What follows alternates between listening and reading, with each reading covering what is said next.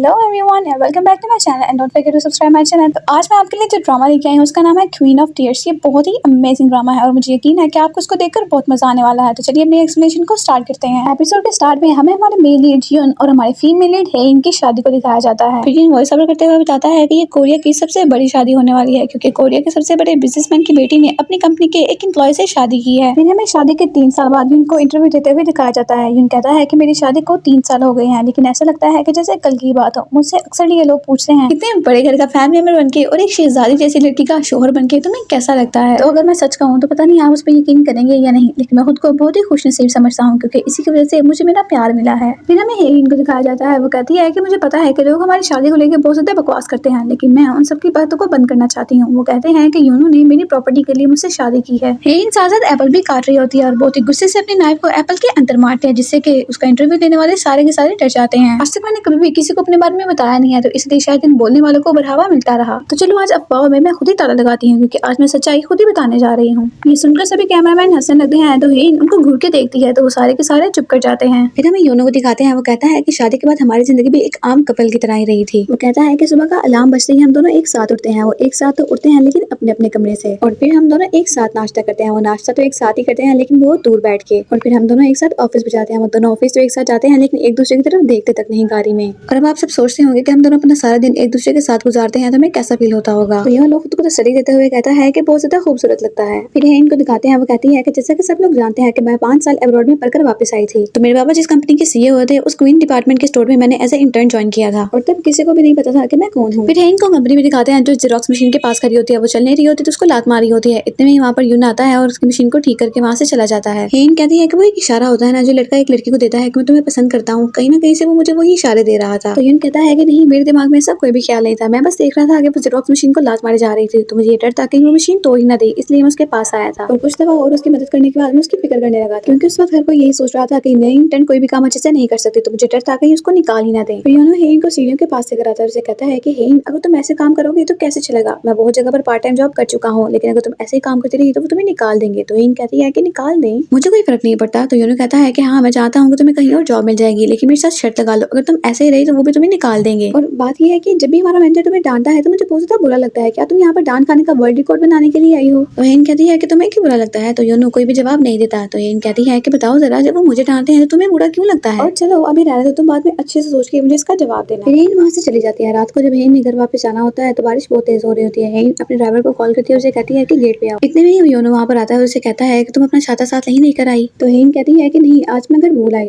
तो योनो कहता है कि ये लो तुम मेरा रख लो, तुम हमेशा कुछ ना कुछ भूल जाती हो ना, इसलिए मुझे तुम्हारी फिक्र ज्यादा होती है। तो हेइन कहती है कि ऐसा क्यों, उस दिन तुम मुझे कह रहे थे कि तुम्हें मेरे लिए बुरा लगता है और आज तुम कह रहे हो कि तुम्हें मेरी फिक्र है। योनो कहता है कि हेइन मेरी बात को ध्यान से सुनो, मैंने आज से तुम्हें ये बात इसलिए नहीं बताया ताकि तुम मुझे गलत मत समझो। दरअसल मैं सियोल यूनिवर्सिटी में पढ़ा हूँ और लॉ में मैंने टॉप किया था। वैसे मैं एक गाँव से हूँ लेकिन वहाँ के सबसे अमीर खानदान का मैं एक लाडला बेटा हूँ और हमारे पास कुल मिलाकर कोई 30 गायें हैं और अभी तो 4-5 गाँव नए बछड़े भी दिए हैं। और यहाँ पर मैंने फ्लैट रेंट पर नहीं लिया बल्कि लीज पर लिया है, वो भी एडवांस देकर। तो इसका मतलब ये है कि मैं एक पैसे वाले खानदान से हूँ। हेइन कहती है कि ये सब कुछ तुम मुझे क्यों बता रहे हो। वो इसलिए अगर ये लोग तुम्हें जॉब से निकाल दिए तो मैं आसानी से तुम्हारा ख्याल रख सकता हूँ। वैसे तो मुझे जॉब करने वाली वाइफ चाहिए थी लेकिन अगर तुम ना भी करो तो मुझे कोई मसला नहीं है, मैं अकेला ही कमा लूंगा और तुम्हें टेंशन लेने की कोई जरूरत नहीं है, बस तुम इतना जान लो कि मैं तुम्हें पसंद करता हूं। तो क्या तुम भी मुझे पसंद करती हो। तो हेइन सिर्फ उसको देख रही होती है। तो योनो कहता है कि अभी जवाब देने की कोई जरूरत नहीं है, ये तुम छाता ले लो और अब भीख मत जाना। हेइन कहती है कि लेकिन, तो योनो कहता है कि नहीं, तुम इसे रख लो, मुझे इसकी कोई जरूरत नहीं है, मुझे तो वैसे भी आदत है। हेइन कहती है कि लेकिन तुम मेरी बात तो सुनो। तो योनो वहाँ से भाग जाता है। हेइन देती है तो योनो अपना बैग सर पे रखे हुए भागता हुआ जा रहा होता है। तो हेइन कहती है कि मेरी तुम सुन दो लेते, मुझे तो मेरा ड्राइवर लेने के लिए आ रहा है। फिर हेइन कहती है कि ये कितनी अच्छी बात है, योनो तब भी मुझसे प्यार करता था जब उसको मेरे बारे में कुछ भी नहीं पता था, लेकिन जिस दिन उसको पता चला कि मैं किसकी बेटी हूँ उस दिन से उसने जॉब को छोड़ दिया और मुझसे मिलना भी बंद कर दिया। फिर हम देखते हैं कि योनो अपने घर में लेटा हुआ होता है। इतने में उससे हेइन का मैसेज आता है कि तुम बाहर आओ। हेइन हेलीकॉप्टर में बैठे हुए योनो से मिलने के लिए वहाँ पर आई होती है। योनो बाहर आके बस हेइन को देख रहा होता है। तो हेइन कहती है कि बस अब खड़े रहकर मुझे देखते ही रहोगे। तो योनो भाग के आता है और उसको अपने गले से लगा लेता है। तो योनो कहता है कि उस वक्त ऐसा लग रहा था जैसे आसमान से कोई परी उतर कर नीचे आई हो, वो बहुत ही अच्छा था। तो जो इंटरव्यू ले रही होती है वो कहती है कि क्या अब ऐसा फील नहीं होता। तो योनो कहता है कि नहीं, अभी भी सब कुछ वैसा ही है, मैं तो आपको कितनी बार कह चुका हूँ कि हम दोनों साथ में बहुत ज्यादा खुश हैं। और ये बात बिल्कुल सच है कि हमारी जिंदगी बहुत ही अच्छे से चल रही है और पहले की तरह हमारे अंदर अभी भी उतना ही प्यार है। फिर हमें कुछ लॉयर्स को दिखाया जाता है। वहाँ पर एक बताता है कि योनो अपनी बीवी से तलाक लेना चाहता है, तो वो चाहता है कि हम में से कोई उसका ये केस लड़े। तो लॉयर कहता है कि हाँ जरूर, हम ऐसा जरूर करेंगे, और तुम तो कोरिया के टॉप डाइवोर्स लॉयर हो ना, तो तुम ये केस लड़ो। तो लॉयर कहता है कि हाँ जरूर, लेकिन मेरे बहुत सारे केसेस अभी पेंडिंग हैं तो मैं ये केस नहीं लड़ सकता।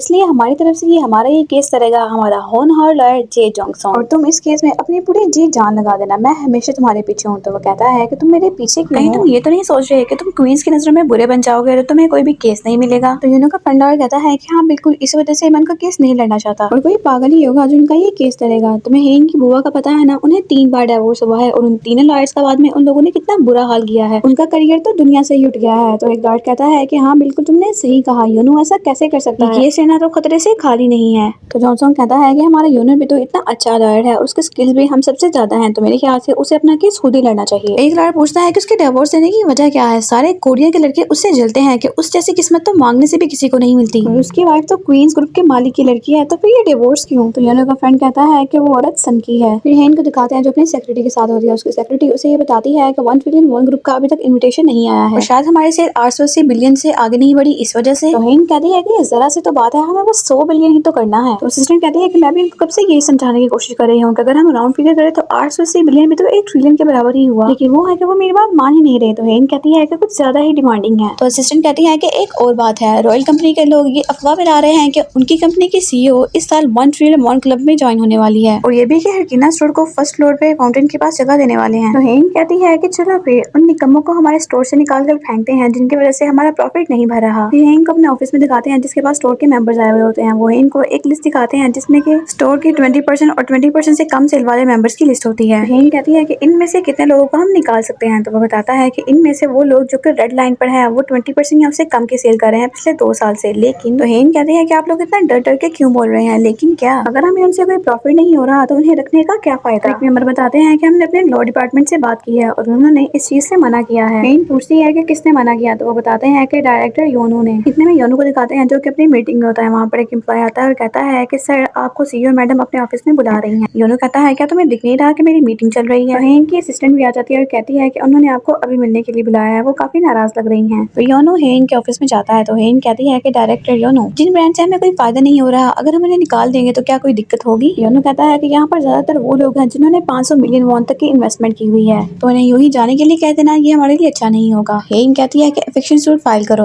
तो योनो कहता है कि इसमें हमारा जीतना बहुत ज्यादा मुश्किल होगा, बड़े डीलर छोटे छोटे वाले लोगों का फायदा ना उठाए, इसके लिए कानून में बहुत ज्यादा बदलाव हुए हैं। तो हेन कहती है कि तुम्हें लगता है कि मैं उनकी मजबूरी का फायदा उठा रही हूँ, ऐसा ही है ना? तो योनो कहता है कि मेरे कहने का वो मतलब नहीं था। तो हेन कहता है कि हमने यहाँ पर कोई एनजीओ खोल रखा है, क्या हम यहाँ पर कोई समाज सेवा कर रहे हैं? हम उन्हें आलीशान और महंगी जगह रहने के लिए दे रहे हैं, उसके बाद भी प्रॉफिट नहीं बना पा रहे, तो हम लोग क्या करें? तो योनो कहता है सेल्स डिपार्टमेंट वाले छोटी ब्रांड को मार्केटिंग में इन्वॉल्व ना करके उन्हें नए कस्टमर्स मिलने और उनको डिस्काउंट लगाने से मना कर रहे हैं ताकि उनकी सेल्स ना बढ़े, और इससे जिन ब्रांड्स का नुकसान होगा वो मीडिया में जाकर हमारे ऊपर भेदभाव का इल्जाम लगा सकते हैं और ये हमारे लिए ज्यादा नुकसानदेह होगा, और अगर उन्होंने हम पर केस कर दिया तो ये और भी ज्यादा बुरा होगा। और मेरी मानो अगर हम इन ब्रांड्स को सेल बनाने में इनकी हेल्प करते हैं तो हमें बहुत ज्यादा फायदा हो सकता है। तो हेन कहती है कि मिस्टर योनो, क्या मैंने आपसे बिजनेस की राय मांगी थी क्या? मैं ये चाहती हूँ कि आप उन्हें यहाँ से निकाल दो, और अगर वो नहीं चाहते तो उन पर केस करो और उनसे ये केस जीतो, क्योंकि आपको यही सब करने के लिए यहाँ पर रखा है। तो योनो कहता है कि जी मैं समझ गया। हेन कहती है कि मीटिंग ओवर, और वहाँ से चली जाती है। तो योनो लिफ्ट में जा रहा होता है तो वहाँ पर हेन भी आ जाती है और हेन कहती है क्या तुम सबको ये जताना चाहते हो कि हमें कुछ भी अच्छा नहीं चल रहा? तो योनो कहता है कि ये बात हमारे रिश्ते से बिल्कुल अलग है। तो हेन कहते हैं कि हाँ तुम दोनों चीजें अलग रखने में तो एक्सपर्ट हो,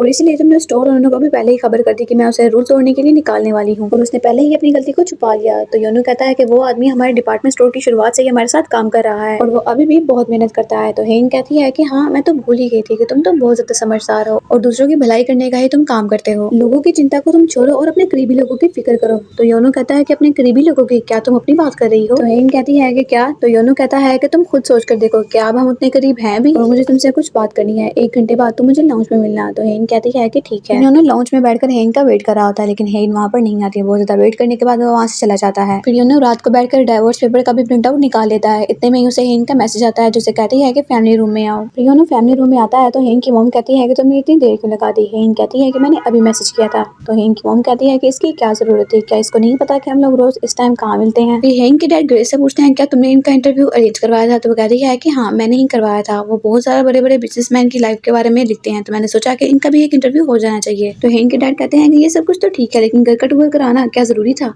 और ये कोई सेलिब्रिटी स्टोरी है। तो हेन की मॉम कहती है कि फिर क्या हम इनके रिश्ते के बारे में फैलने वाली अफवाहों को बस ऐसे ही सुनते रहे। तो हेन का भाई होंगसोंग कहता है कि कुछ दिन पहले तो ये अफवाह चल रही थी कि इन दोनों में डिवोर्स होने वाली है, और ऑफिस में तो हर कोई बस यही कहता है कि ये दोनों आपस में लड़ते ही रहते हैं। तो हेन के डैड कहते हैं क्या ये सच है? तो वो कहता है कि हाँ बिल्कुल पापा ये सच है, और मीटिंग में तो इन दोनों को देखकर सबकी हवा टाइट हो गई थी। तो हेन अपना चाय का कप जोर से नीचे रखती है तो होंगसो चुप कर जाता है। फिर वो योनू से कहता है कि अरे हाँ जीजा जी, वो मैंने आपको केएफटीसी वालों को परमिशन देने के बारे में कहा था ना, वो रोज ही कॉल करके बड़ा परेशान कर रहे हैं, उनके बारे में कुछ कीजिए ना। तो योनू कहता है कि लेकिन ये काम तो तुम्हारे डिपार्टमेंट के पास है ना। तो वो कहता है कि हाँ लेकिन मेरे डिपार्टमेंट में इतने स्मार्ट लोग नहीं है ना, और आप तो इतने स्मार्ट हो और होनहार भी, ऊपर से केएफटीसी वाले तो आपके बहुत बड़े फैन हैं। तो योनू कहता है कि लेकिन सबको अपने दायरे में रहकर काम करना चाहिए। तो हेन की मॉम कहती है कि अगर वो इतनी रिक्वेस्ट कर रहा है तो उसका काम कर दो ना। और फिर हेन की मॉम हेन और योनू से कहती है कि अब हमें तुम दोनों से बच्चा चाहिए। बहुत बकवास सुनी हमने इस बारे में। फिर वो ग्रेस से कहती है क्या तुमने डॉक्टर जू से बात कर ली? तो वो कहती है कि हाँ मैंने अपॉइंटमेंट फिक्स कर दी है, पहले हम इनके कुछ टेस्ट करेंगे, उसके बाद आगे का प्रोसीजर शुरू कर देंगे। हेन की मॉम योनू से कहती है कि योनू तुम मेंटली प्रिपेयर रहो, 1-1.5 साल के बाद जब बच्चा पैदा हो जाएगा उसके बाद तुम एमबीए करने के लिए जाओगे। तो योनू कहता है कि मैं अभी आपसे यही कहूंगा कि मुझे एक और डिग्री लेने की कोई इच्छा नहीं है। तो हेन की मॉम कहती है कि तुम्हारी इच्छा पूछी है किसी ने? मैंने जो कहा है वैसे ही होगा। तो हेन के डैड कहते हैं कि बस भी करो, अब तुम बच्चे के लिए उन पर जबरदस्ती नहीं कर सकती। और योनू से कहते हैं कि बेटा तुम चाय पियो। योनू चाय पीने लगता है। इतने में वो कहते हैं कि अगर हमें अपनी सूविन से मिलना ही है तो अगला महीना ठीक ही रहेगा। तो हेन का भाई होंगसुचोल कहता है कि किससे मिलना है हमें? तो योनू हेन के डैड से पूछता है कि डैडी ये सुई कौन है? तो हेन के डैड कहते हैं कि और कौन, मेरी गोद में खेलने वाली मेरी नातिन होगी। वैसे ही प्यारा नाम है ना होंगसोविल। तो योनू कहता है कि क्या मेरे सरनेम की जगह उसकी माँ का सरनेम लगेगा?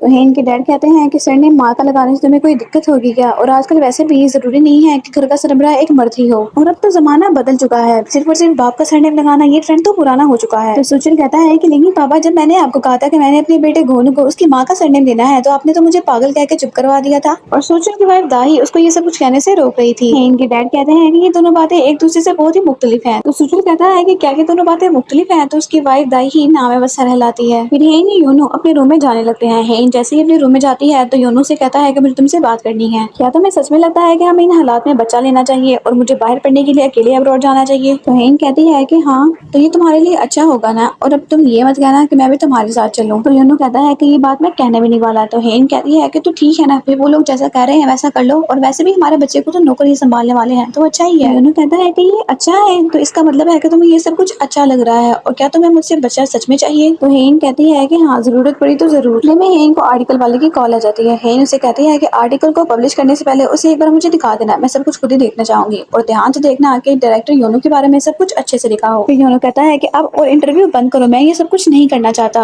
तो हेन कहती है कि ये कपल इंटरव्यू है तो मैं अकेली कैसे कर लूं? तो योनू कहता है कि हमारे बारे में सब कुछ तुम भी तो बता सकती हो ना, कि मैं तुम्हें कितना खुश रखता हूँ, हम दोनों में कितना प्यार है, आखिर झूठ ही तो बोलना है, वैसे भी तुम्हारे लिए कौन सी बड़ी बात है, तो बोल तो ना चाह के तुम कुछ भी, वैसे भी आज तक तुमने कौन सा कोई सच बोला है। फिर हेन दोबारा से अपनी असिस्टेंट को कॉल करती है, उसे कहती है कि आर्टिकल वाले को कहो कि मुझे सारी फोटोज भेजे, मैं डिसाइड करके बताऊंगी कि कौन सी फोटो लगेगी। योनू अकेला घर से पैदल निकल जाता है। फिर हमें सोचलू को दिखाते हैं जो कि न्यूज वालों से बात कर रहा होता है। उनसे कहता है कि तुम लोगों ने इतनी बुरी बुरी बातें मेरे बारे में क्यों छापी हैं, कुछ अच्छा लिखना था, तुमने उसमें ये क्यों नहीं लिखा कि कैसे सीक्रेटली मैंने 200 बिलियन वॉन्ट डोनेट किए थे। और फिर कहता है कि हाँ मैंने तुमसे कहा तो था कि इस बात को सीक्रेटली रखो, लेकिन अगर दुनिया को पता ही ना चला तो क्या फायदा इतने पैसे दान करके। इतने में ही पीछे से हेन आ जाती है और सुचल को जोर से थप्पड़ मारती है और उसको घूरने लगती है। तो सुचल कहता है कि तुमने मुझे मारा क्यों? फिर हेन उसकी तरफ बढ़ना शुरू कर देती है और वो डर के मारे पीछे नहीं लगता और कहता है कि तुम मुझसे एक जगह पर खड़े होकर बात करो ना, तुम ये हाथ क्यों उठा रही हो? फिर हेन सुचल का हाथ पकड़ती है और कहती है कि सुचल तुम मुझसे भाग मत, अगर तुम मुझे अवॉइड करेगा तो तुम्हें मार मार के सीधा कर दूंगी। फिर वो सुचल को मार के नीचे फेंक देती है। तो सुचल कहता है कि मार क्यों रही हो, तुम पागल हो गई हो क्या?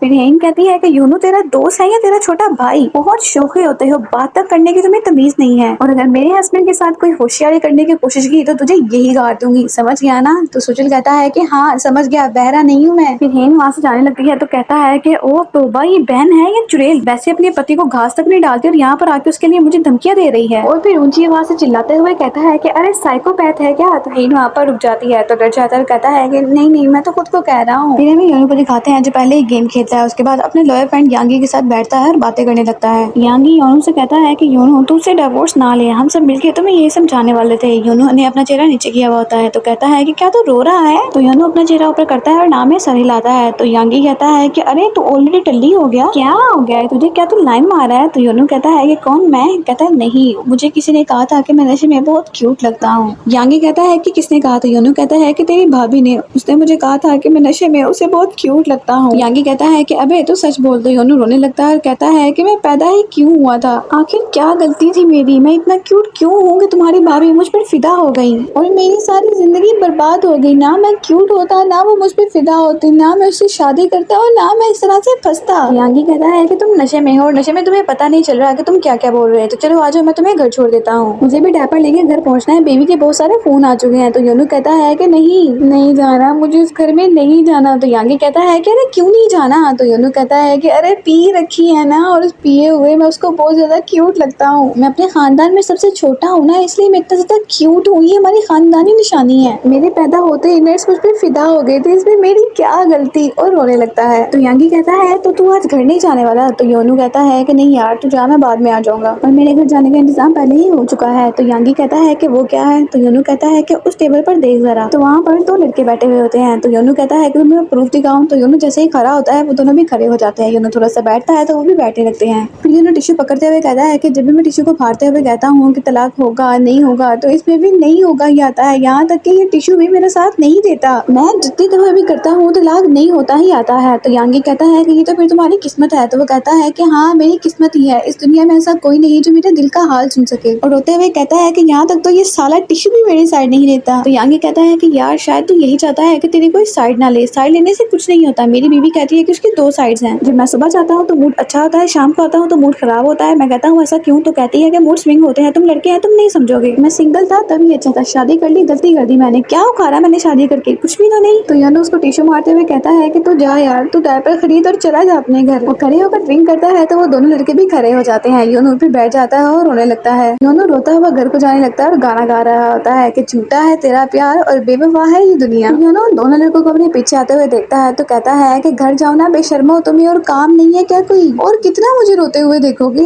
अब क्या ऐसे देखते देखते मेरे घर तक चलोगे मेरे साथ? तो वो दोनों वहाँ से जाने लगते हैं और झाड़ियों की तरफ जाते हैं। तो योनो कहता है कि अरे नमूनो वहाँ कहाँ जा रहे हो? फिर योनो घर के अंदर आता है। जब वो सीढ़ी से ऊपर आ रहा होता है तो हेन उसके आने की आवाज को सुन लेती है। योनो जैसे ही हेन के रूम के दरवाजे के बाहर खड़ा होता है तो हेन भी अपने दरवाजे के पास खड़ी हो जाती है। फिर वो दोनों दरवाजा खोलने वाले होते हैं, इतने में ही योनो वहाँ से चला जाता है। तो हेन भी अपना दरवाजा छोड़ देती है। फिर हेन योनो की इंटरव्यू वाली सारी पिक्चर्स को देख रही होती है। एक पिक्चर में योनो हंस रहा होता है तो वहीं पर रुक जाती है और उसको देखने लगती है। फिर अगले दिन योनो पुलिस स्टेशन में होता है और एंट्री की परमिशन ले रहा होता है। इतने में वहाँ पर तीन आदमी बैठे होते हैं। वो कहता है कि ये क्वींस का दामाद है ना? तो वो कहते हैं खाक दामाद ही तो उनका नौकर है, मैंने सुना है कि उनके घर में कोई भी मसला होता है तो यही सुलझाता है, इसकी कोई इज्जत नहीं है क्या? तो वो कहता है कि अगर इसकी इज्जत होती तो शादी थोड़ी करता, वकील के नाम पर तो धब्बा है ये। फिर में जेल के अंदर हेन की बुआ को दिखाया जाता है। वो बुक के अंदर से डेंटल फ्लॉस को निकालती है और कहती है कि बैंक में इतने पैसे होने का क्या फायदा अगर मैं एक डेंटल फ्लॉस नहीं ले सकती। लेकिन हमारे प्यारे जमाई ने क्या शातिर दिमाग पाया है। तो योनो कहता है कि माफ कीजिए लेकिन ऐसा करना गलत है। फिर बुआ कहती है कि बेटा तुम मुझे यहाँ से कब बाहर निकालोगे? मैंने तो कोई बड़ा जुर्म भी नहीं किया है, मैंने तो बस बोसिले को चुटियां से पकड़ के स्टोर से बाहर निकाला था क्योंकि वो मेरे खिलाफ साजिश कर रही थी। तो चुटियां खींचना क्राइम है क्या? तो योनो कहता है कि लेकिन उस वजह से वो 1 महीने तक के लिए हॉस्पिटल में थी। तो बुआ कहती है कि ये सब कुछ तो झूठ है, मैं तो चाहती थी कि वो बुढ़िया मर जाए, उसकी वजह से मेरी माँ की मौत हुई। अब तुम देखना कि उस चुड़ैल सूही से मैं कैसे बता देती हूँ। और योनो की तरफ प्यार से देखते हुए हंसते हुए कहती है कि प्यारे बेटा मेरी तो खासियत ही ये है बदला लेना। तो योनो कहता है कि बुआ जी ये बात मैं बहुत ही अच्छी तरह से जानता हूँ। तो बुआ कहती है कि जिन 3 लोगों को मैंने तलाक दिया है वो लोग ये कोरिया छोड़कर जा चुके हैं, मैंने तो उनकी फैमिली और रिश्तेदारों को भी कहीं का नहीं छोड़ा। तो योनो कहता है कि आप मुझे एक बात बताइए, क्या लोग खुशी खुशी एक दूसरे से अलग नहीं हो सकते? क्या दुश्मनी होना जरूरी है? तो बुआ जी कहती है कि भोले दामाद जी तलाक लेना बहुत ही बेरहम और दर्दनाक होता है, गले लग के तो कभी भी डिवोर्स नहीं दिया जाता और जब तक उन दोनों में से एक मर नहीं जाता तब तक कुछ भी खत्म नहीं होता। और अगर मेरी दोबारा शादी हुई और मुझे तलाक लेनी पड़ी तो मैं तुम्हें ही अपना केस सौंपूंगी। तो योनो कहता है कि शुक्रिया बुआ जी, लेकिन आप शादी से पहले ही तलाक का मंसूबा क्यों बना रही हैं? तो बुआ जी कहती है कि बस वैसे ही, मेरे हिसाब से तो शादी और तलाक दोनों एक साथ ही जुड़े हुए होते हैं, अगर शादी हो तो खुशियां नहीं होती। तो योनो कहता है कि मुझे भी ऐसे ही लगता है। तो बुआ जी कहती है क्या कहा? तो योनो कहता है कि नहीं कुछ नहीं। फिर बुआ जी अपने बाल दिखाते हुए कहती है कि ये देखो मेरे बाल कितने झड़ गए हैं, मुझे यहाँ से जल्दी निकालो, यहाँ पर बहुत ही घटिया औरतें हैं और अगर मैं थोड़ी देर भी इनके साथ और रही तो मैं इन जैसी हो जाऊंगी, मैं एक साइको बन जाऊंगी। और वैसे भी माँ का मेमोरियल आ रहा है, अगर पापा में थोड़ी भी इंसानियत बची है तो उनसे कहना कि मुझे यहाँ से जल्दी निकाले। हमें मेमोरियल सर्विस का सीन दिखाया जाता है जहाँ पर बहुत सारे लोग भी होते हैं और मीडिया भी होती है। मीडिया बातें कर रही होती है कि क्वींस ग्रुप की माँ का आज मेमोरियल सर्विस है, तो देखते हैं ये बाप और बेटा आपस में हाथ मिलाते हैं या फिर नहीं। फिर इसके बाद हमें किचन का सीन दिखाया जाता है जहाँ पर क्वींस ग्रुप के जितने भी दामाद होते हैं वो सभी वहाँ पर एज अ शेफ काम कर रहे होते हैं। फिर में वहाँ पर सूचल आता है और कहता है कि जीजा जी आप इनसे मिलिए, इनका नाम है मिस्टर ची, इन्होंने हाल ही में मेरी कजिन से शादी की है। फिर सुशील कहता है कि बड़े बड़े घराना में भी और बड़े बिजनेसमैन के घर में भी मेमोरियल सर्विस का सारा काम घर के मर्द ही करते हैं और मेरे दादाजी पुरानी रवायात को बहुत ज्यादा फॉलो करते हैं, इसलिए हमारे घर का सारा काम करके मर्द कर रहे हैं। तो योनो कहता है कि अगर ये इतना ही मॉडर्न है और उसे इतनी ही खुशी मिलती है तो तुम भी आ जाओ आके हमारा हाथ बटाओ। तो सुशील कहता है कि वैसे तो मुझे कोई प्रॉब्लम नहीं है, लेकिन मैंने पिछले साल से ही चर्च जाना शुरू किया है तो इसलिए मेरे लिए अच्छा नहीं होगा। तो योनो कहता है ऐसी बात है, फिर तो मैं तो पैदाइशी क्रिश्चियन हूँ। तो सुशील कहता है कि आपको नहीं पता, लेकिन मुझे बचपन से ही ना कच्चे तेल को सूंघने से एलर्जी होती है, इसलिए मैं खाना बनाने से परहेज करता हूँ। लेकिन आप लोग अपना हौसला टूटने मत दीजिएगा, ठीक है? चलिए मैं चलता हूँ। और वहाँ से चला जाता है। फिर वहाँ पर मौजूद एक दामाद कहता है कि जब उनके घर का मेमोरियल सर्विस है तो सारा काम उन्हें करना चाहिए ना, लेकिन हम लोग क्यों कर रहे हैं? अगर इतनी ही उन्हें अपने बुजुर्गों की दुआएं चाहिए तो सब कुछ आकर खुद करें। फिर योनो कहता है हम कितने बड़े परिवार के मेंबर हैं, ये सब सोचने का भी कोई वक्त नहीं है क्योंकि इसका कोई फायदा नहीं है। फिर हमें हेन की मॉम और ग्रेस को दिखाते हैं। हेन की मॉम कहती है क्या ये कलर मुझ पर सूट कर रहा है? तो ग्रेस कहती है कि जी हाँ, ये कलर तो किसी पर इतना सूट करता ही नहीं है जितना ये आप पर सूट कर रहा है। और मेरी तारीख के मुताबिक ये कलर सिर्फ और सिर्फ 2 लोगों पर ही आज तक सूट हुआ है, एक आपके ऊपर और एक लंदन फैशन शो में मिस किम योना के ऊपर। तो हेन की मॉम कहती है कि हाँ वो तो है ही खूबसूरत। तो ग्रेस कहती है कि लेकिन आप कौन सा किसी से कम है? तो हेन की मॉम कहती है कि बातों में तुम्हारा हाथ तो कोई नहीं पकड़ सकता। इतने में वहाँ पर मिस मोम आ जाती है। ये वही होती है जिसे हेन की बुआ ने बालों से पकड़कर स्टोर से बाहर निकाला होता है, जिसकी वजह से हेन की बुआ अभी जेल में थी। और मिस मो हेन के दादाजी की गर्लफ्रेंड थी। इतने में ही हेन की मॉम कहती है कि क्या हुआ मिस मो, मैंने आपके लिए हैंडबुक भेजा था, आपने वो पहना नहीं। तो मिस मो कहती है कि मैं मेमोरियल नहीं आ रही, मेरा वहाँ पर जाना ठीक नहीं होगा, वहाँ पर सिर्फ परिवार के लोगों को ही होना चाहिए। तो हेन की मॉम कहती है कि आप हमारे साथ पिछले 20 साल से हैं और आप अभी भी हमें अपना परिवार नहीं मानती। तो मिस मो कहती है कि ये तो आपका बड़प्पन है, लेकिन मैं फिर भी नहीं आ सकती। तो हेन की मॉम कहती है कि ऐसे तो लोग मुझे ही दोष देंगे, वो वहाँ पर यही बातें करेंगे कि शायद मैं आपकी इज्जत नहीं करती। इतने में हेन के दादाजी आ जाते हैं और कहते हैं कि क्या हो रहा है और कौन किसको इज्जत नहीं देता। और हेन की मॉम से पूछते हैं कि क्या आप मिस मो को इज्जत नहीं देती? तो हेन की मॉम कहती है कि क्या मैं नहीं डैडी जी, ऐसा तो कुछ भी नहीं है। फिर हेन के दादाजी कहते हैं कि फिर तुमने ऐसा कहा है क्यों? इंसान की जुबान पे वही चीज आती है जो उसके दिमाग में चलती है। तो हेन की मॉम कहती है कि डैडी लेकिन मेरे दिमाग में ऐसी कोई भी बात नहीं है, मैंने मिस मो को एक हैंडबुक भेजा था, उन्होंने वो नहीं पहना, वो कह रहे हैं कि वो नहीं पहनेंगी, उनको पसंद नहीं आया है। तो दादाजी कहते हैं कि आखिर उसमें क्या मसला है? तो हेन की मॉम कहती है मैं भी इनसे बस यही पूछ रही थी। तो जैसे ही दादाजी मिस मो से कहते हैं कि आप वो पहनेंगी ना, तो वो कहती हैं कि जी हाँ मैं जरूर पहनूंगी। फिर दादाजी हेन की मॉम से कहते हैं कि ये तो पहन रही है। फिर दादाजी मिस मो को वहाँ से लेकर चले जाते हैं। तो हेन की मॉम कहती है कि इससे बड़ी कमीनी तो मैंने कभी नहीं देखी। फिर ग्रेस कहती है कि एक नंबर की चुड़ैल है ये औरत, कोई इंसान कोई अच्छा काम करे तो इससे तो हजम ही नहीं होता। अब देखना मेमोरियल सर्विस में कैसे शान से जाएगी और आप देखना चेयरमैन हु का हाथ पकड़कर खड़ी होगी। तो हेन की मॉम कहती है कि बुरी सास से भी बदतर होती है ससुर की गर्लफ्रेंड। इतने में ये सारे मेमोरियल सर्विस में होते हैं। वहाँ पर आ जाती है बोनचा यानी कि बुआ जी। चेयरमैन हु जल्दी से योनो को बुलाते हैं अपने पास। तो चेयरमैन हु कहते हैं कि इसे आज ही तुमने क्यों छुड़वाया? तो योनो कहता है कि आप ही ने तो कहा था कि इसको जल्दी से छुड़वा लो, वहाँ पर बहुत ठंड होगी तो ये बीमार हो जाएगी। तो चेयरमैन हु कहते हैं कि हाँ ये तो मैंने ही कहा था, लेकिन फिर भी तुम्हें मेमोरियल सर्विस खत्म होने का इंतजार करना चाहिए था। फिर बुआ जी अपनी माँ की तस्वीर के पास आती है और कहती है कि माँ तुम्हारी बेटी जेल में थी और वो भी इस वजह से कि मैंने किसी की गर्लफ्रेंड के बाल पकड़े और उसको लात मारी, और बाद में मेरे पापा हैं और उन्होंने अपनी एक लौती बेटी को जेल भिजवा दिया। और चेयरमैन हु के पास आते हुए कहती है क्या मैंने कुछ गलत कहा? मैं समझती हूँ कि आप इस औरत से प्यार करते हैं, लेकिन इस औरत की वजह से आपकी बीवी मर गई और आपने अपनी लौती बेटी को जेल में भेज दिया। मैंने कभी सोचा नहीं था कि आप इतना गिर जाएंगे। इतने में हेन के डैड को कहते हैं कि बोनचा रुक जाओ, आज माँ का मेमोरियल है। तो वो कहती है कि तुम भी कुछ अलग नहीं हो क्या? तुम भूल गई ये कुतिया कौन है? इसकी वजह से हमारी माँ मरी। तो हेन के डैड कहते हैं कि हमारी माँ हार्ट अटैक से मरी। तो बुआ जी कहती है कि बिल्कुल सही कहा। तो तुम्हें क्या लगता है कि हमारी माँ का हार्ट क्यों रुक गया? वो उस चुड़ैल की वजह से गहरे सदमे में रहती थी और फिर भी तुम लोग इसके तलवे चाटते हो और इसकी इज्जत करते हो। तुम लोगों को शर्म नहीं आती? चिल्लाते हुए कहती है कि कहाँ हो तुम माँ, तुम्हारा बेटा किसी काम का नहीं। और उनसे कहती है कि तुम तो माँ की पसंदीदा मछली भी नहीं ला सके, तुम क्या करोगे? तुम उनकी कैसे बेटे हो? इतने में सुशील कहता है कि उनकी मनपसंद मछली यहाँ पर है, आप देखो यहाँ तक खुशबू आ रही है। तो बुआ जी उस पर चिल्लाते हुए कहती है कि तुमसे पूछा है किसी ने? तुम तो मुझसे जेल में मिलने के लिए भी नहीं आए, ऐसी परवरिश की थी मैंने। तो हेन की मॉम कहती है कि मेरे होते हुए तुम मेरे बेटे की परवरिश क्यों करोगे? तुमने इसको बड़ा होते हुए देखा है क्या? हेन कहती है कि बुआ हम अभी शराब की रस्म कर रहे थे। तो बोनचा कहती है कि अच्छा चलो फिर शुरू करो, ये तो बहुत ही जरूरी है। फिर सुशील शराब को लेता है और तस्वीर के सामने घुमाने लगता है। तो बुआ जी इसको पीछे से थप्पड़ मारती है और कहती है कि जरा आराम से घुमाओ, मेरी माँ शराबी नहीं थी, उसको नशा हो जाएगा इतनी तेजी से। तो इनके डैड कहते हैं क्या तुम भूल गई कि माँ तो हैवी ड्रिंक करती थी और ये बात तुम और मैं नहीं बल्कि पूरी दुनिया जानती थी। तो बोनचा चिल्लाते हुए कहती है क्या तुम्हें पता है कि माँ इतनी शराब क्यों पीती थी? वो इस कुतिया की वजह से हमेशा गम में रहती थी। फिर वो अपने मामा के पास आती है और कहती है कि मामा आप अपनी बहन को देख लें, इस सोते की वजह से उसने अपनी जान गंवा दी और क्या इससे आपको बुरा नहीं लगता? तो उसके मामा जी कहते हैं कि बोनचा उसके मरने की वजह ये नहीं थी, वो तो हार्ट अटैक से मरी थी और ये तुम्हारे खून में है, तुम्हें भी इस बात का ख्याल रखना चाहिए। तो बोनचा कहती है कि माँ ये पूरी जमात ही पागलों की है, तुम्हें यहाँ मेमोरियल टेबल पे आने की कोई जरूरत नहीं, तुम्हारी तरफ से शराब मैं ही पी लेती हूँ और वहाँ ये तुम्हारे नाम, ऐसा कहकर वो शराब को पी लेती है। फिर चेयरमैन का बड़ा बेटा बोंग सू मेमोरियल सर्विस पे आता है। तो सारी मीडिया उनके इर्द गिर्द भी हो जाती है, उनसे बहुत तरह के सवाल करने लगते हैं। चेयरमैन हु भी उन्हें ऊपर से देख रहे होते हैं। तो मिस मो कहती है कि आप आ जाइए और बैठ जाइए, वो थोड़ी देर बाद चला जाएगा। चेयरमैन हु कहते हैं कि यही जो दिक्कत है उसे अपने बाप से नहीं मिलना, वो यहाँ पर बस इसलिए आया है ताकि मीडिया वाले उसकी फोटोज ले सकें। फिल्म में क्वींस ग्रुप के सारे दामादों को दिखाया जाता है जिनके हाथ में सिगरेट होती है और वो पी रहे होते हैं और कहते हैं कि मेमोरियल सर्विस का सारा खाना हमने बनाया और वो लोग बस माथा टेकेंगे और शराब पियेंगे। फिर वो लोग ऐसे ही क्वींस ग्रुप की बुराइयां कर रहे होते हैं। इन सब में मौजूद एक दामाद बताता है कि तुम्हें पता है कि योनो के पापा का आज बर्थडे है, वो भी 60th बर्थडे, और आज यहाँ पर आने की वजह से वो उनकी बर्थडे में भी नहीं जा सका। तरस आता है मुझे उस बेचारे पे। हम लोग तो फिर भी उनके दूर के रिश्तेदारों के दामाद हैं, लेकिन वो तो मुझे तो डर ही लगता है। हमें योनो को दिखाते हैं जो हेन के डैड और डायरेक्टर चो के साथ होते हैं। हेन के डैड उनसे कहते हैं कि आपको पता है आप पिछले 20 साल से मेरी माँ के मेमोरियल सर्विस पर आ रहे हैं। तो डायरेक्टर चो कहते हैं कि जब मिस यंग जिंदा थी तो उन्होंने मेरा बहुत साथ दिया था, इतना तो हम कर ही सकते हैं। हेन के डैड कहते हैं कि मुझे पता चला है कि तुमने रेजिग्नेशन दे दिया है, लेकिन मुझे माफ करना, मैं वो मंजूर नहीं कर सकता। तो डायरेक्टर जो कहते हैं कि सर मैंने वो सोचने के बाद ये फैसला लिया है, अगर ये चांस मिस होता है तो मुझे दोबारा शुरू करने में बहुत मसला होगा। तो इनके डैड कहते हैं कि अब इसमें मैं तुम्हें क्या कह सकता हूँ, लेकिन मैं हमेशा तुम्हारा साथ दूंगा। तो वो कहते हैं कि बहुत बहुत शुक्रिया आपका। उसके जाने के बाद इनके डैड योनो से कहते हैं कि तुम पता करो कि उसके जाने की क्या वजह है, कुछ तो गड़बड़ यहाँ पर जरूर होगी। तो योनो कहता है कि ठीक है, मैं चुपके से इन्फॉर्मेशन निकालता हूँ। तो इनके डैड कहते हैं कि नहीं, शोर मचाना होगा, अफवाहें फैलानी होगी, उस पे ऐसे केसेस लगाओ कि कोर्ट के चक्कर काटता रह जाए, उसे हर तरफ मीडिया में बदनाम कर दो। हम उसे सजा नहीं दे रहे बल्कि हम उसे बेइज्जत कर रहे हैं। तो योनो कहता है कि ऐसा करने के लिए आपके पास कोई खास वजह भी होगी। तो इनके डैड कहते हैं कि मेरे घर का नमक खाने वालों को मैं ऐसे पीठ दिखाकर जाने नहीं दे सकता। मैं नहीं चाहता कि इसके बाद फिर कोई मुंह उठाकर हमारे पास आए और दोबारा से ऐसी हरकत करे। फिर वो योनो को देखते हैं और कहते हैं कि तुम्हारा चेहरा क्यों उतर गया है, क्या तुम कुछ कहना चाहते हो? तो योनो कहता है कि नहीं, लेकिन आप लोग तो इतने वक्त से एक साथ थे, तो इस तरह से उन्हें अपाहिज करना ये ठीक नहीं होगा। आप ऐसा सोचते होंगे, क्या पता आपकी सोच सही हो, लेकिन ये सिर्फ और सिर्फ आप ही ऐसा सोचते हैं, और तो ऐसा नहीं ना सोचते। एक ऑर्गेनाइजेशन के अपने कुछ असूल होते हैं। तो इनके डैड कहते हैं कि मैं भी तो यही कह रहा हूँ बेटा, कि जब मैं एक तीर चलाऊं तो उससे सिर्फ और सिर्फ एक ही शिकार ना हो, बल्कि बाकी सबको भी इससे चेतावनी मिलनी चाहिए। तुम मेरी एक बात हमेशा याद रखना बेटा, जो लोग तुम्हें पीठ दिखाकर जाते हैं उनसे हाय हेलो नहीं होता, बल्कि उनकी पीठ पर खंजर खोपा जाता है। डर के मारे बस इतना ही कहता है कि अच्छा। तो इनके डैड कहते हैं कि आज के लिए इतना बहुत है, अब जाओ और जाकर तुम आराम करो। फिर योनो वहाँ से जाने लगता है। जाने के लिए वो जैसे ही अपनी पीठ मोड़ता है तो डर जाता है और फिर उल्टे पांव चलते हुए बाहर निकल जाता है। फिर योनो को एक डॉक्टर के पास दिखाते हैं। योनो से कहता है कि मेरी भूख पूरी तरह से मर चुकी है, मेरा कुछ खाने को दिल ही नहीं करता, जब दिल ही नहीं करता तो मैं कैसे कुछ खा सकता हूँ, और मेरा दम घुटता है जब आसपास मेरे बहुत सारे लोग होते हैं। डॉक्टर कहते हैं कि मुझे लगता है कि तुम बहुत ज्यादा स्ट्रेस में हो, और मैं अगर तुम्हारे सेंटेंस रिपोर्ट देखूं तो यहाँ पर तुमने लिखा है कि तुम जो सबसे पहला काम करना चाहते हो वो है डिवोर्स लेना। तो योनो कहता है कि जी हाँ। तो डॉक्टर कहते हैं कि इसकी कोई खास वजह? तो योनो कहता है कि दरअसल मैं अपने घर में नहीं रहता, मैं अपनी सास और ससुर के साथ रहता हूँ, और उनके साथ उनके पापा भी है, मेरा एक साला भी है, और जेल से छूटी हुई एक बुआ भी है, और मेरी वाइफ, हम सब एक साथ रहते हैं। तो डॉक्टर कहते हैं कि जॉइंट फैमिली में रहते हो, बहुत ही खुश नसीब हो। तो योनो कहता है कि हाँ, बहुत ही खुश नसीब हो, इतना खुश नसीब हो कि हम सब रात को बैठकर डिनर एक साथ करते हैं, और 9 बजने पर हम बच्चों की तरह बैठकर एक दूसरे से बातें करते हैं। वीकेंड, छुट्टियां, बर्थडे, क्रिसमस, ये भी हम सभी एक साथ मनाते हैं। तो साल भर में खुद के लिए कभी भी मैं चाहकर भी वक्त नहीं निकाल पाता। साल भर में तकरीबन 15 तो मेमोरियल सर्विस होती है, और सारा का सारा काम अपने दामादों से करवाते हैं। कहते हैं कि हमारे खानदान में शुरू से जो भी मेमोरियल सर्विस का काम होता है वो घर के मर्द ही करते आए हैं।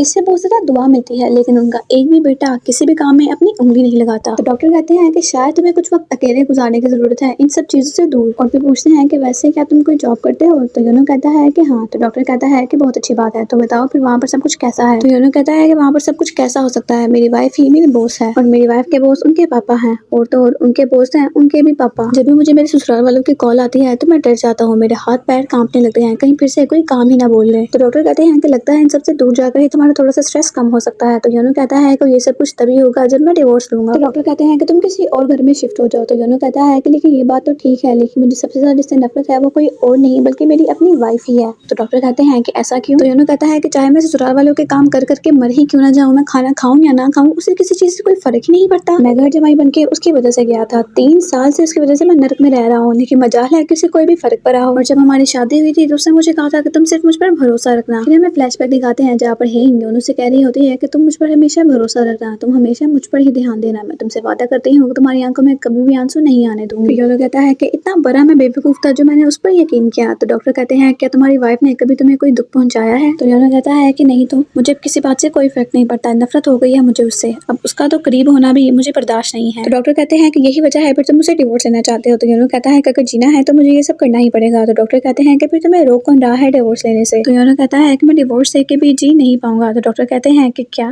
तो योनो कहता है कि मेरे ससुर को ये बिल्कुल भी नहीं पसंद कि कोई शख्स उनके परिवार का हिस्सा बनके उनको छोड़कर चला जाए। अगर अब मैंने उनकी बेटी को डिवोर्स दे दी तो वो मेरी पीठ पर खंजर खोप देंगे। डॉक्टर डॉक्टर कंफ्यूज होकर कहते हैं कि खंजर। तो योनो कहता है कि नहीं नहीं, असली खंजर नहीं, लेकिन असली खंजर होता तो ज्यादा बेहतर रहता। फिर डॉक्टर को योनो पर तरस आने लगता है। फिर योनो को डॉक्टर बहुत ज्यादा हैवी मेडिसिन देते हैं और कहते हैं कि बहुत स्ट्रॉन्ग मेडिसिन मैंने तुम्हें दी है, फर्क तो पड़ना चाहिए। और फिर हाथ मिलाते हैं, वो उसको बेस्ट ऑफ लक कहते हैं। तो योनो उनको अपने पास खींचता हुआ गले लगा लेता है। फिर योनो के जाने के बाद डॉक्टर अपनी वाइफ को कॉल करते हैं और कहते हैं कि हनी आई लव यू, मैं बहुत ज्यादा खुश नसीब हूँ कि तुम मेरी वाइफ हो। फिर कहते हैं कि नहीं, मेरी तबीयत बिल्कुल ठीक है, मैं हर चीज के लिए तुमसे शुक्रगुजार हूँ। तो उनकी वाइफ कॉल बंद कर देती है। तो डॉक्टर कहते हैं कि अब मुझे अच्छा लग रहा है। फिर हमें ग्रेस को दिखाते हैं, जिनके पास एक लेडी होती है, वो अपनी बेटी के रिश्ते के लिए वहाँ पर आई होती है और बहस कर रही होती है ग्रेस के साथ। और इसी दौरान ग्रेस कहती है कि मुझसे सलाह किए बगैर ही ने जो शादी की है, तुम्हें पता है कि उसके बाद वो कितना पछता रही है, 3 साल जिंदगी के जाया कर लिए, और तुम देखना जल्द ही है मुझसे दूसरी शादी करने के लिए भीख मांगेगी। फिर वो लिफ्ट के पास खड़ी होती है। जैसे लिफ्ट आती है तो उसमें कोई और नहीं बल्कि हेन होती है। हेन उसे कुछ भी नहीं कहती, वहाँ से गुजर जाती है। तो ग्रेस हेन को आवाज देती है। फिर हेन से कहती है कि हेन, आपकी मॉम आज सुबह मेरी शॉप में आई थी, आपसे भी कितनी दफा कहा है कि आप मेरी शॉप में क्यों नहीं आती। तो हेन बिना कुछ जवाब दिए वहाँ से जाने लगती है। तो ग्रेस कहती है कि आजकल आपका मूड कुछ अच्छा नहीं रहता, सब कुछ ठीक तो चल रहा है ना, आपकी स्किन भी पहले की तरह अच्छी नहीं है, शॉप में हमारे पास एक बहुत ही कमाल की मशीन आई है, आप आइए ना और आकर देखिए। तो हेन कहती है कि नहीं, आप बिजी होंगी तो हम रहने देते हैं। तो ग्रेस कहती है कि नहीं, बिल्कुल भी नहीं, और मुझे ये जानकर कितनी खुशी हुई कि आपको मेरी फिक्र है। तो हेन कहती है कि मुझे तुम्हारी फिक्र नहीं है, मैं बस ये कहना चाहती हूँ कि मैं तुम्हारी स्किन केयर शॉप पर आने वाली नहीं हूँ। तो ग्रेस कंधे पर हाथ लगाते हुए कहती है कि मजाक बहुत अच्छा कर लेती हैं आप, और मुझे लगता है कि हमारी दूरियां अब बढ़ रही हैं। तो हेन कहती है कि अच्छी बात है, तुम खुद ही समझ गई, और मेरी इजाजत के बगैर अगर मुझे कोई छुए तो मुझे अच्छा नहीं लगता, तो तुम इस बात का ध्यान रखना और मुझसे दूर रहना। फिर हेन वहाँ से चली जाती है। फिर ग्रेस और वो लेडी लिफ्ट में होती है। वो लेडी कहती है कि ये तो काफी नखरे वाली है, इसके नखरे आखिर कौन उठा सकता है। फिर ग्रेस उस लेडी को एक एड्रेस बताती है और कहती है कि वहाँ पर अपनी बेटी को ले आना, मैं तुम्हारी बेटी के रिश्ते के लिए सिफारिश कर दूंगी, और अब तुम जाओ, अब मुझे और बहुत से काम निपटाने हैं। फिर हमें ग्रेस और योनो को दिखाते हैं। ग्रेस कहती है कि मैं एक ब्यूटी सैलून चलाती हूँ, उसके साथ साथ मैं अच्छे परिवारों को आपस में मिलाती भी हूँ, मुझे बस यही काम आता है, मैं लॉ के बारे में ज्यादा कुछ नहीं जानती। तो योनो कहता है कि आप बताइए आपको किस चीज में मदद चाहिए। तो वो एक ग्रुप ऑफ कंपनी का नाम लेती है और कहती है कि उनके सबसे छोटे बेटे की एक्सीडेंट में डेथ हो गई है, लेकिन उसकी बीवी को करोड़ों की जायदाद में एक हिस्सा भी नहीं मिला है। सबका कहना है कि उसके शोहर ने मरने से पहले ही एक वसीयत लिखी थी, जिसमें उसने कहा है कि उसकी सारी की सारी जायदाद उसके बच्चों और रिश्तेदारों को मिलेगी, उसकी बीवी को कुछ भी नहीं मिलेगा। लेकिन अगर देखा जाए तो उनके तो कोई भी बच्चे नहीं है। तो योनो कहता है कि इन सब मामले में हम ये चीजें कर सकते हैं, और अगर आप चाहें तो मैं एक अच्छे वकील का आपको नंबर भी दे सकता हूँ। तो ग्रेस कहती है कि आप खुद भी तो इन सब के बारे में एक्सपीरियंस्ड हैं, आप क्यों नहीं कुछ करते। तो योनो कहता है कि क्या। तो ग्रेस कहती है कि आपकी वाइफ ने भी तो शादी से पहले एक वसीयत लिख दी थी, क्या आपको नहीं पता। इतने साल साथ रहने के बावजूद भी उसने आपको नहीं बताया, फिर तो हेन बहुत ज्यादा शातिर है, अगर कुछ भी होता है तो सारी प्रॉपर्टी, कैश और एक एक चीज क्वींस के नाम हो जाएगी, और आपको तो एक फूटी कोरी भी नहीं मिलेगी। हाँ, उन्होंने वसीयत इस तरह से लिखी है कि उसको हमारी इंडस्ट्री में बाइबल के बराबर माना जाता है। फिर योनो का मुंह देखते हुए कहती है कि अरे अब आपको क्या हो गया। और तो और शुरुआत से ही मिस हेन को किसी पति की तलाश नहीं थी, उसे तो बस अपने परिवार के लिए एक और नौकर चाहिए था, और फिर उनकी नजर आप पर पड़ी। आप पढ़े लिखे हैं, हैंडसम हैं, और ये लव स्टोरी पब्लिसिटी के लिए भी बहुत ज्यादा अच्छी है। आप पूरी वफादारी से उनकी हर बात मानते हैं। उसके जाने के बाद सिर्फ और सिर्फ प्रॉपर्टी की दिक्कत होती, लेकिन उन्होंने पहले ही वसीयत लिखकर ये मामला भी खत्म कर लिया। तो योनो कहता है कि प्लीज अब बस कीजिए। हमें हेन को दिखाते हैं, जिससे उसके डॉक्टर की कॉल आती है। हेन उसके डॉक्टर को कहती है कि आप मेरी रिपोर्ट्स को ईमेल कर दीजिए, मैं भी वहाँ पर आ नहीं पाऊंगी। फिर डॉक्टर हेन को कुछ ऐसा बताते हैं कि हेन बहुत ज्यादा टेंशन में आ जाती है। फिर हमें योनो को दिखाते हैं जो कंपनी से जाने के लिए लिफ्ट के पास खड़ा होता है। इतने में वहाँ पर हेन भी आ जाती है। हेन कहती है कि तुम मेरी कॉल क्यों नहीं उठा रहे, और अब तुम चलो मेरे साथ, मैंने देखा है तुम्हारा कोई स्केड्यूल नहीं है, और नीचे गाड़ी हमारा वेट कर रही है। तो योनो कहता है कि मैं नहीं जाऊंगा। तो हेन कहती है क्या तुम्हें पता भी है कि हम कहाँ जा रहे हैं। तो योनो कहता है कि हम कहीं भी जा रहे हो, मुझे इससे कोई फर्क नहीं पड़ता, बस मैं तुम्हारे साथ कहीं भी नहीं जाऊंगा। ये कहने के बाद योनो वहाँ से चला जाता है और बहुत ही फास्ट ड्राइव करते हुए अपने को वापस आता है अपनी फैमिली वालों से मिलने के लिए। योनो के मॉम एंड डैड ट्रक में बैठे हुए सामने से आ रहे होते हैं। योनो को देखते हैं तो जल्दी से ब्रेक लगाते हैं। तो योनो के डैड भागते हुए गाड़ी के पास आते हैं और गाड़ी में देखने लगते हैं। योनो की मॉम कहती है कि तुमने आने से पहले कॉल क्यों नहीं की। तो योनो कहता है कि बस वैसे ही मेरा अचानक से प्लान बन गया था यहाँ पर आने का।